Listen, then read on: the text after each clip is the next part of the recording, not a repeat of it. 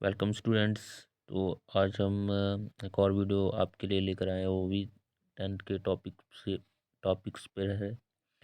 और जो हमारा टॉपिक चल रहा था चैप्टर 1 रियल नंबर, उसमें रियल नंबर में आगे जाके आ जाते हैं रैशनल नंबर और इरेशनल नंबर।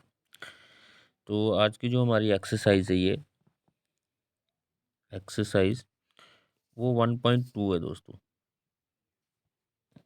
वो क्या है? 1.2 है। ठीक है, 1.2 एक्सरसाइज को आज हम डिस्कस करेंगे। एक्सरसाइज है 1.2। तो यहाँ पर ये आ जाता है, ये न्यू मैथ के हिसाब से दोस्तों। ठीक है, अगर ओल्ड मैथ की बात कर लूँ तो उसमें 1.3।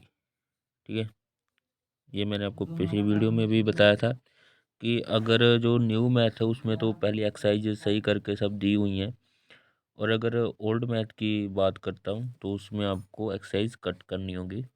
तब मैं साथ में दोनों एक्सरसाइज लिख देता हूँ कि न्यू के हिसाब से कौन है और ओल्ड के हिसाब से कौन सी एक्सरसाइज आज हम करेंगे। तो इन एक्सरसाइज में ये टॉपिक्स है रैशनल और इरेशनल नंबर का। सबसे पहले समझते हैं रैशनल नंबर। ठीक है, रैशनल नंबर, और यहाँ पर आ जाते हैं irrational number. Irrational,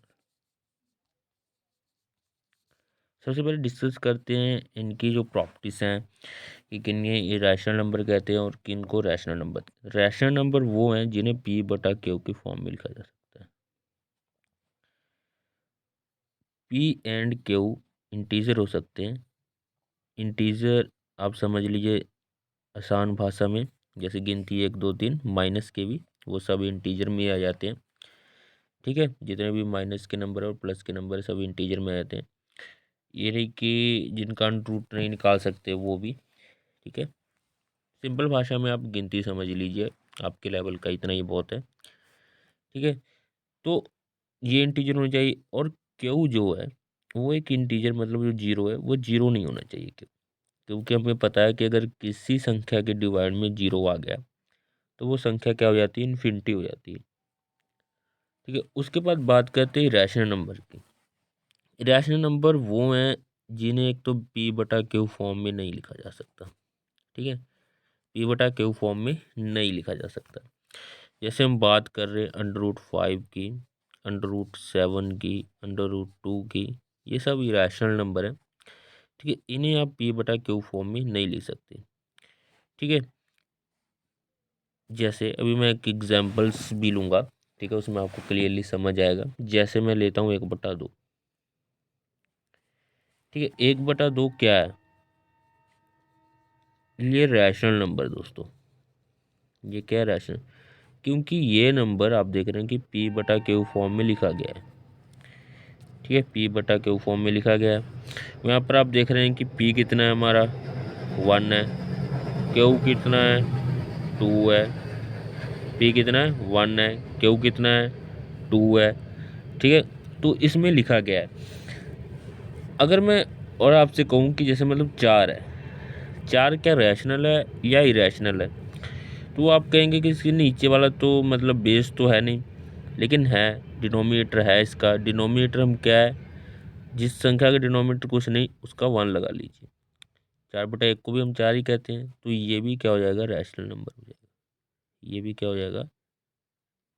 rational number हो जाएगा। ठीक है, तो ये रैशनल नंबर। अब जैसे मैं बात करता हूँ, जैसे यहाँ पर अभी मैंने कहा था कि √2 वगैरह ही रैशनल नंबर है। जैसे √2 हो गया, इसको भी आप कहेंगे कि इसके नीचे लगा दिए तो ये भी पी बटा क्यू बन गया। नहीं, ये पी बटा क्यू नहीं बना। क्यों? क्योंकि अभी हमने डिस्कस किया था कि जो पी है, पी और क्यू है, वो इंटीजर को बिलोंग करते हुए चाहिए। इंटीजर को बिलोंग चाहिए, मतलब इंटीजर होनी चाहिए। तो यहाँ पर आप देख रहे हैं जो पी है वो √2 है। 2 जो है वो इंटीजर नहीं है। 2 क्या नहीं है? इंटीजर नहीं है। ठीक है, 2 इंटीजर नहीं है। जो ये मैं निशान लगा रहा हूँ ये बिलोंग्स टू का निशान है एक्चुअली में। अब यहाँ इक्वल टू भी यूज़ कर सकते हैं। ठीक है, तो 2 क्या है? √2 है। जो √2 एक्चुअली इंटीजर नहीं है। ठीक है, तो √2 इंटीजर नहीं है।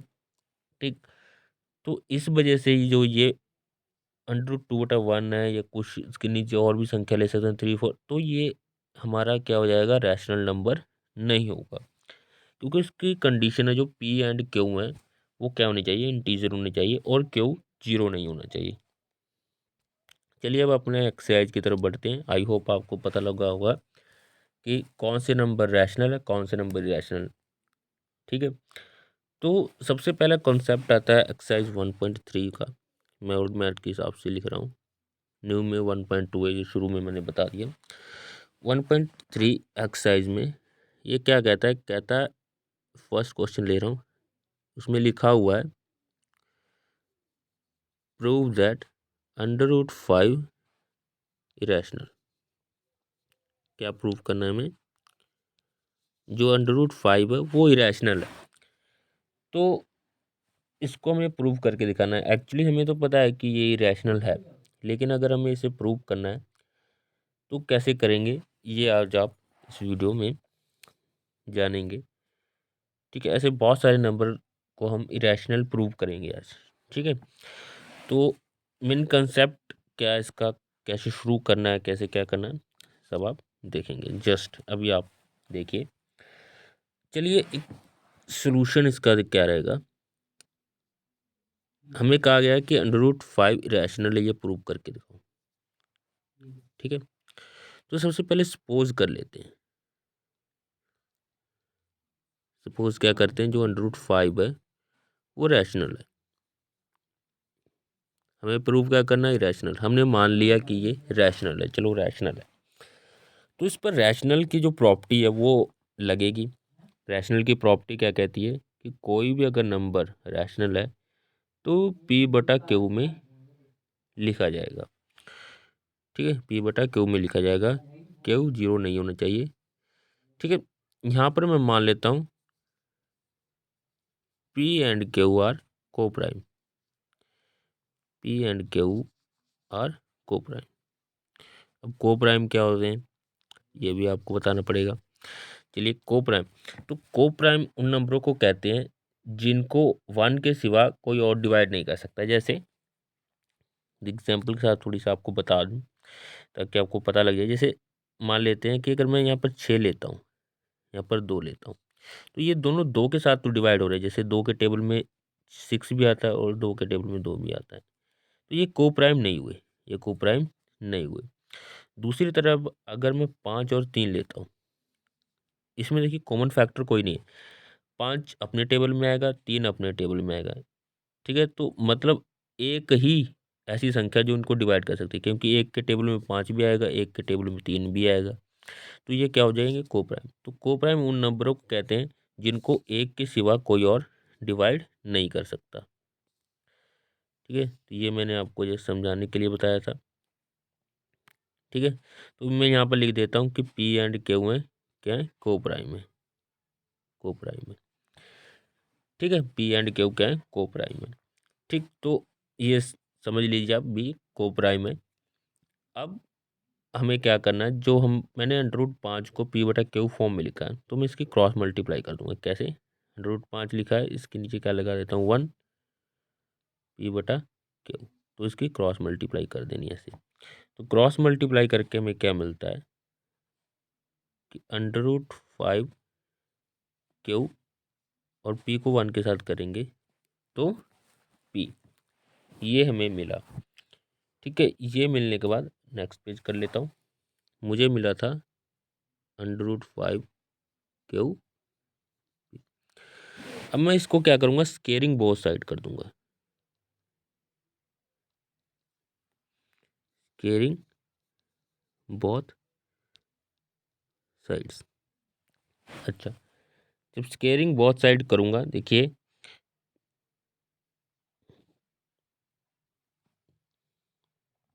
यहाँ पर भी और इस पर भी स्केयरिंग बहुत साइड किया, तो यहाँ पर आप देख सकते हैं कि √5 का स्केयर 5 होता है, क्योंकि जिसके ऊपर अंडर रूट हो अगर उसका स्केयर करेंगे तो स्केयर हट जाएगा, और क्यू का स्केयर ये हो जाएगा, और पी का स्केयर, तो ये हमें संख्या मिली है। ठीक, ये संख्या में मिली है। ठीक, अब हमें ये संख्या यहाँ पर मिल गई। यहाँ से आप देख रहे हैं कि एक चीज हमें पता लग रही है। एक चीज हमें क्या पता लग रही है, आप इसको ध्यान से देखेंगे कि P Q square equal to P square, 5 Q square equal to P square लिखा है। तो यहाँ से एक कंक्लूजन निकल के आ रहा है कि जो 5 है वो डिवाइड करेगा पी स्केयर को। क्यों? क्योंकि 5, देखिए चीज समझते हैं यहाँ पर साइड में, मैं आपको बता देता हूँ कैसे।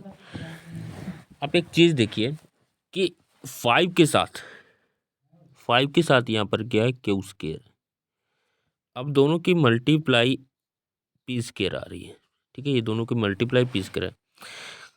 मान लेते कि क्यू स्केयर कोई नंबर है, ये तो हमें पता ही है क्यू स्केयर क्या है, कोई नंबर है। जब क्यू स्केयर कोई नंबर है और 5 भी कोई नंबर है तो दोनों की मल्टीप्लाई पी स्केयर आ रही है। तो इसका मतलब क्या हुआ कि हम 5 को किसी नंबर के साथ मल्टीप्लाई कर रहे हैं तो आंसर क्या आ रहा है, पी स्केयर आ रहा है।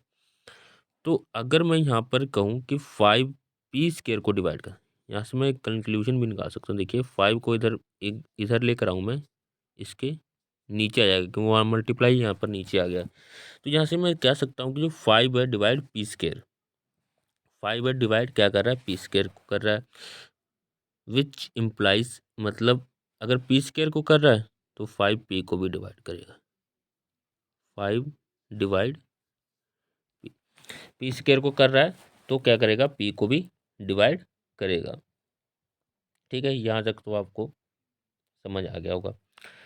चलिए, तो यहाँ से जब समझ आ गया आपको तो एक चीज़ यहाँ पर देखिए, मान लेते हैं 5 डिवाइड पी हमने यहाँ से निकाला है, 5 डिवाइड पी। अगर 5 पी को डिवाइड कर रहा है तो मान लेते हैं ऐसे लिखूंगा मैं, 5 पी को डिवाइड कर रहा है। देखिए अगर पी को डिवाइड कर रहा है तो कोई ना कोई डिवाइड करके कोई ना कोई तो आंसर आएगा। डिवाइड करके कौन सा आंसर आया हमारे पास, आर आंसर आया। कौन सा आंसर आया, आर आंसर आया। तो मैं इस तरह से लिख सकता हूँ उसको, यहाँ पर ये आर है दोस्तों, यहाँ पर क्या ये आर है। ठीक है, तो इस तरह से लिख सकता हूँ मैं, इस तरह से इसको लिख सकता हूँ। समझिए दोस्तों एक बार फिर से, क्योंकि काफ़ी कुछ इसमें है। तो हम यहाँ तक समझ चुके थे, हम यहाँ तक आ चुके थे पिछले पेज से। तो यहाँ आने के बाद मैंने स्केयरिंग किया, स्केयरिंग करके हमारे पास इक्वेशन आई है। यहाँ से आपको ये वाला मैंने समझाया कि ये 5 जो था वो इसके नीचे आ गया पी स्केयर के। तो यहाँ से हमें पता लगा कि जो है 5 वो पी स्केयर को डिवाइड कर रहा है। कोई भी संख्या अगर उसकी स्केयर को डिवाइड करे तो वो उस संख्या को भी डिवाइड करेगी। मतलब पी स्केयर को अगर 5 डिवाइड कर रहा था तो 5 पी को डिवाइड करेगा। तो मैंने ऐसे लिख दिया इसको। तो डिवाइड करके कोई ना कोई आंसर आएगा, वो आया आर। और फिर उसके बाद मैंने कर दी क्रॉस मल्टीप्लाई, जैसे इसको इसके साथ, इसको इसके साथ। तो पी को 1 के साथ किया तो पी, और 5 को आर के साथ किया तो ये। तो ये मेरा एक रिजल्ट आ गया। यहाँ से क्या आ गया, मेरा एक रिजल्ट आ गया। ठीक है, और जब ये रिजल्ट आ गया तो यहाँ पर मैं पी की वैल्यू इसमें रख दूंगा। ये पी की वैल्यू ना, देखिए मेरे पास ये था यहाँ पर। अब मैं आपको अगर दिखाऊं, देखिए यहाँ पर ये था 5 Q square equal to P square. इसको मैं लिख लेता हूँ, 5 Q square equal to P square. यहाँ से हमने शुरू किया था और हमने रिजल्ट जो मिला, हमें रिजल्ट मिला पी इक्वल टू 5 आर। ठीक है, रिजल्ट हमें मिल गया इससे, पी इक्वल टू पी, ये पी है, इक्वल टू 5 आर। हमसे ये रिजल्ट मिला।